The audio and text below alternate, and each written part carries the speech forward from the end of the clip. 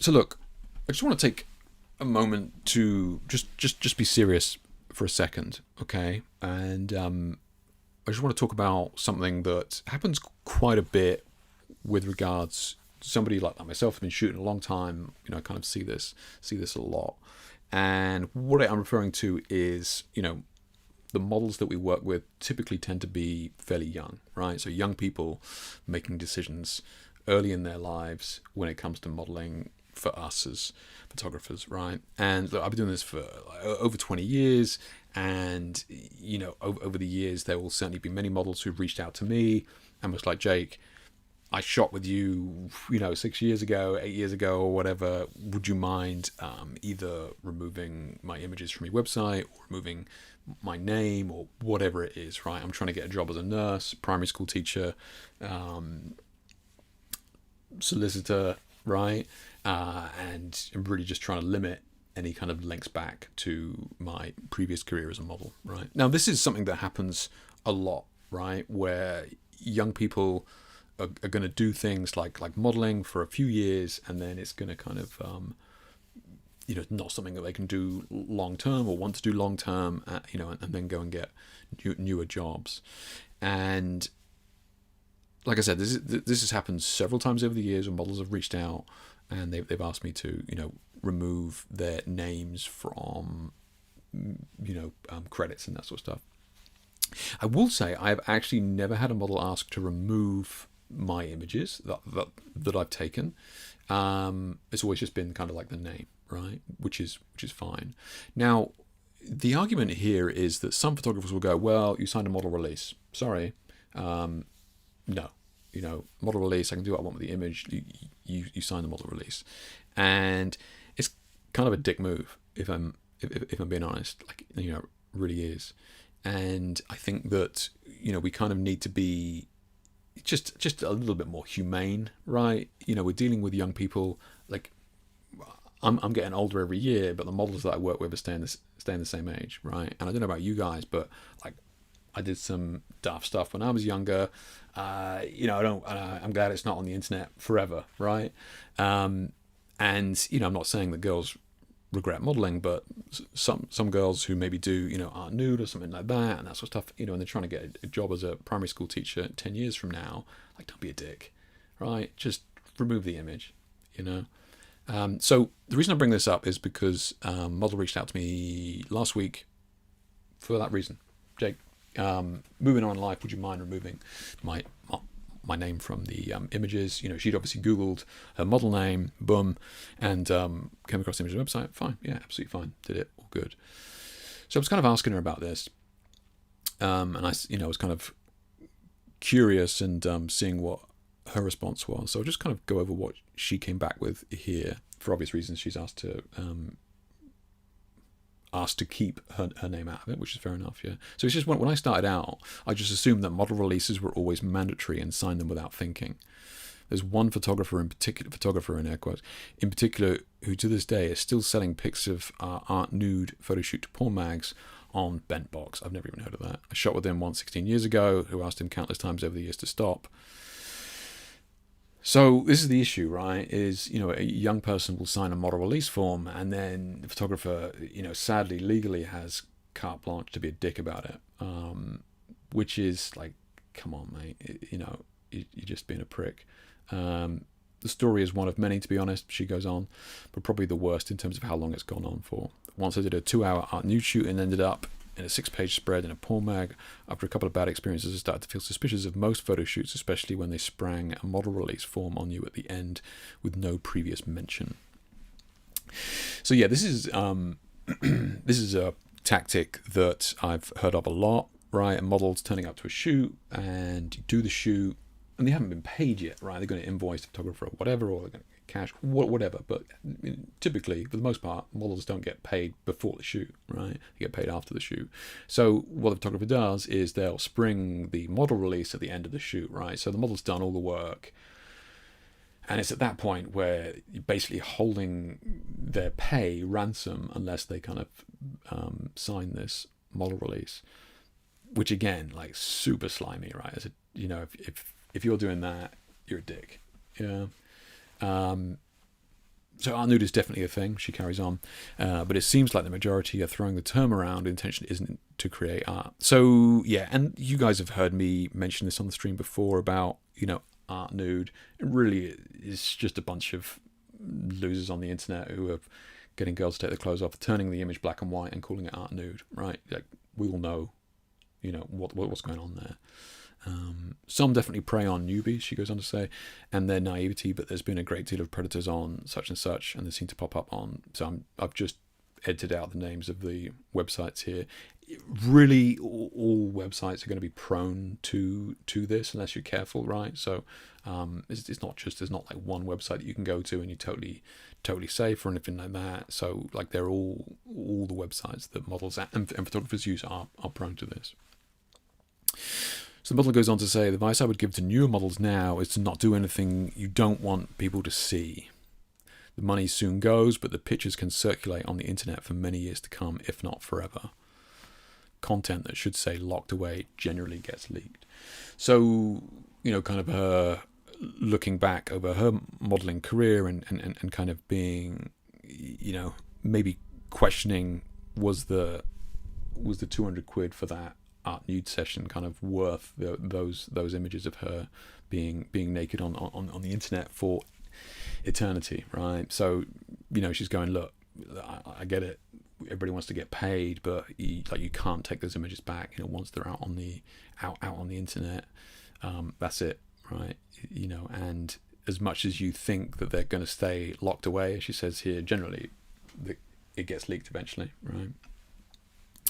So her advice was so this is to models, so join model safety groups and keep up to date with who to avoid. If you see any red flags or are unsafe about a photographer in pre-communication, do extra checks by messaging people they've recently worked with or asking in model safety groups. So yeah, like these models safety groups, I'm like, as a photographer, I'm not really aware of them, but I think messaging any model who's been doing it for any number of time, and they will be able to point you to these groups.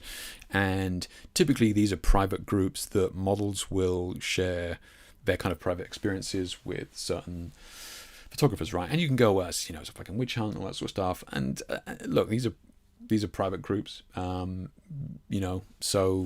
sure, but these, they're not blasting your name out far and wide. But if you're not doing anything untoward, I don't think you've got anything to worry about, right? But it is good advice. Join model safety groups. And look, she's also saying here, if you think that it's a bit suspicious or something's not right, then you should be able to find other models who've worked with that photographer as well, right? And this is really good advice. So you go on their portfolio or on Instagram or wherever, or their account on whatever website you're using to set up the job, and look at the images and look at the other models that they've worked with and reach out to those models. That's really good advice, and there is very few models who will not respond to you and go, yeah, like this guy's absolutely fine, I didn't have any trouble, or yeah, it was a little bit sus, I probably wouldn't work with him again. And right, that's probably all you need to know. She goes on to say, don't sign a model release without reading it. If they spring it on you at the end of the shoot with no previous mention, as this is usually done to put you on the spot. So yeah, so like I mentioned before, kind of, I've heard people doing this, that you haven't been paid yet, and they putting you on the spot with this model release. And if they do that to you, is obviously a red flag to begin with. So make sure you're reading that model release and just make sure that the images, it's not like carte blanche for forever, like globally, print and digital, it's just it in perpetuity, like this sort of thing to be wary of. Just go, it's for this job and for what it's for. Really, if they're doing a shoot, unless they've said otherwise, it should just be for portfolio stuff, right? So the model release, not that they need a model release for portfolios, but really it should just be just using it for portfolio work, right? If you are going to go and sell these images later on, I need to be notified, yeah. You must be aware of the intention of publishing, be okay with it, and write any stipulations on the agreement of signing. So she's saying that on that model release, if you have any stipulations, then you need to make sure that you're kind of adding them there and then at the time, right? Which I think is really good advice. So yeah, look, granted, there's not many models in here. There's mostly photographers in here, or watching this later on YouTube. But you really got to be do better, right? If you are going to have a model release for a photo shoot, then it's just respect them long term as well, right? In 10 years' time, when they want to get a different job, just like, oh, you signed them on the release, like, don't be a dick, right? Take the image down or remove the name. 9 times out of 10, if you've taken an amazing image, they're not going to want you to remove it anyway. Nobody's ever asked me to take down an image. They've asked me to change the name, but yeah. So like, model releases are great, but really, I've certainly had people who have asked names to be changed and that sort of stuff in the future with model releases, and you just get it done. I wrote a couple of things over the years ago. This was back in 2016, where people were using my images to start up accounts and then try and coax models into coming to a photo shoot using my images. This one here on Model Mayhem Hicks Studio, they set up an account not only using my name and my images, and was kind of setting up meetings with girls years ago as well. Like, I mean, that's 10 years ago. You can't stop it. And we just saw the Gemini thing, right? So you can take any image on the internet, and I just said, take this image of girl and put her in a field. It's pretty easy to make a fake account these days. So yeah, this article in here just goes over things to be mindful of. Check that.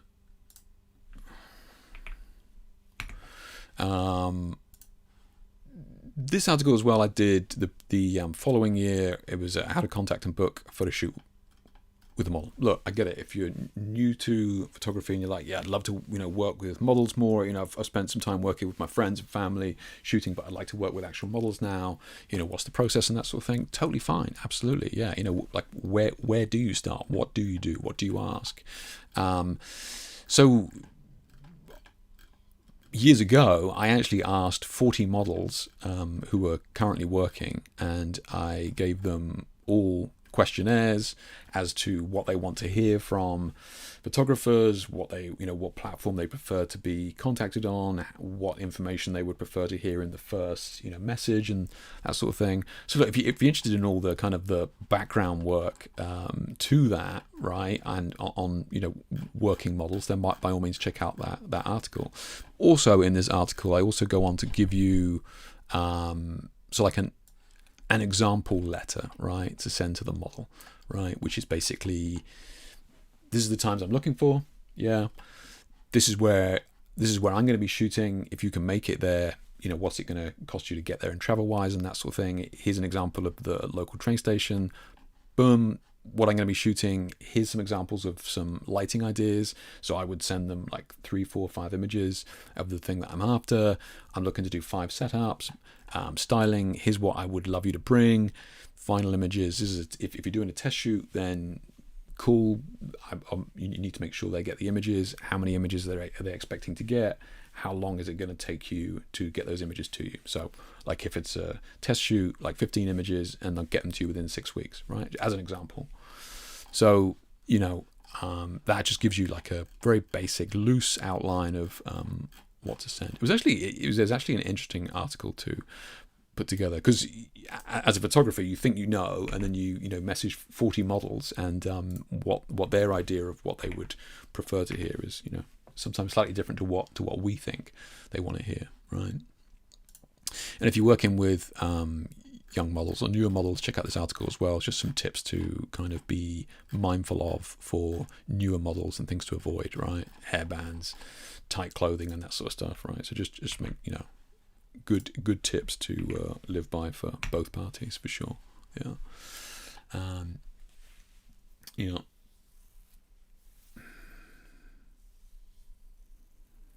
yeah, we'll delete it and try and make everyone's life harder. Exactly, Trevor. Yeah, exactly. I mean, it's usually been years later as well. Like you've moved on. Your work's got better. If you're still hanging on to images from 10 years ago, it's like, are you really improving? So yeah. So anyway, look, appreciate a little bit of a heavier sidebar there, but this is sadly this kind of story is not unique. I hear these stories all the time, and it does kind of piss me off when photographers are just being idiots about it, really, and just being kind of disrespectful, like they didn't do anything they regretted when they were younger, for Christ's sake. So yeah, we need to do better for sure.